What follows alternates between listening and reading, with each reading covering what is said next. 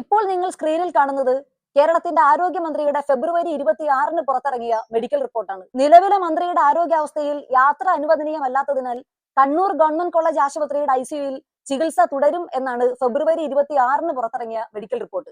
ഫെബ്രുവരി 27-ന്, അതായത് ഇന്ന് കാലത്ത് 4 മണിക്ക് ഗുരുതരമായി പരിക്കേറ്റ മന്ത്രി ആശുപത്രിയിൽ നിന്നും ഡിസ്ചാർജ് ആയി തിരുവനന്തപുരത്തേക്ക് പോയിട്ടുണ്ട്. മാരകമായി പരിക്കേറ്റയാൾ 500 കിലോമീറ്ററോളം കാറിൽ സഞ്ചരിച്ചാണ് തിരുവനന്തപുരത്തേക്ക് പുറപ്പെട്ടിട്ടുള്ളത്.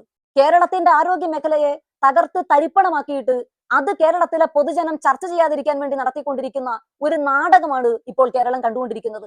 അതിന്റെ തുടർച്ചയായി കേരളത്തിൽ അങ്ങോളം ഇങ്ങോളം അക്രമം അഴിച്ചുവിടാൻ ശ്രമിച്ചുകൊണ്ടിരിക്കുകയാണ്. കേസ് ജില്ലാ സെക്രട്ടറി ബിദുൽ ബാലന്റെ വീടിന് നേരെ ബോംബേറുണ്ടായി. വടകര തോടന്നൂരിലെ വീട്ടിലേക്കാണ് ബോംബ് എറിഞ്ഞത്. പ്രിയമുള്ള കോൺഗ്രസുകാരാ, നീ ഞങ്ങളുടെ മുന്നിൽ വരുന്നതെങ്കിൽ നിന്റെ വീട്ടിലെ നിന്റെ അമ്മയോടും അച്ഛനോടും എല്ലാം പറഞ്ഞേച്ചു വേണം പോരാൻ. ഈ നാടകങ്ങളൊക്കെ പൊതുജനം കൃത്യമായി കണ്ടുകൊണ്ടിരിക്കുന്നുണ്ട്.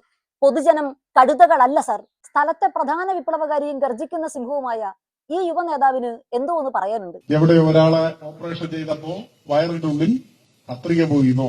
സഖാവെ, ഒരു ചെറിയ തിരുത്തുണ്ട്. എവിടെയോ ചെയ്ത സർജറിയിലല്ല വയറ്റിൽ കത്രിക കുടുങ്ങിയത്. ഉഷ ജോസഫിന്റെ വയറ്റിൽ കത്രിക കുടുങ്ങിയത് വണ്ടാനം മെഡിക്കൽ കോളേജിൽ ചെയ്ത സർജറിയിലാണ്. ഹർഷീനയുടെ വയറ്റിൽ കത്രിക കുടുങ്ങിയത് കോഴിക്കോട് മെഡിക്കൽ കോളേജിൽ ചെയ്ത സർജറിയിലാണ്. ജോസഫ് പോളിന്റെ വയറ്റിൽ തൃശൂർ മെഡിക്കൽ കോളേജിലെ സർജറിക്കിടയിൽ മറന്നുവെച്ച കത്രികയുടെ ഹിയറിംഗിന് ഹാജരാകാൻ ആരോഗ്യ വകുപ്പ് ഒരു നോട്ടീസ് അയച്ചിട്ടുണ്ട്.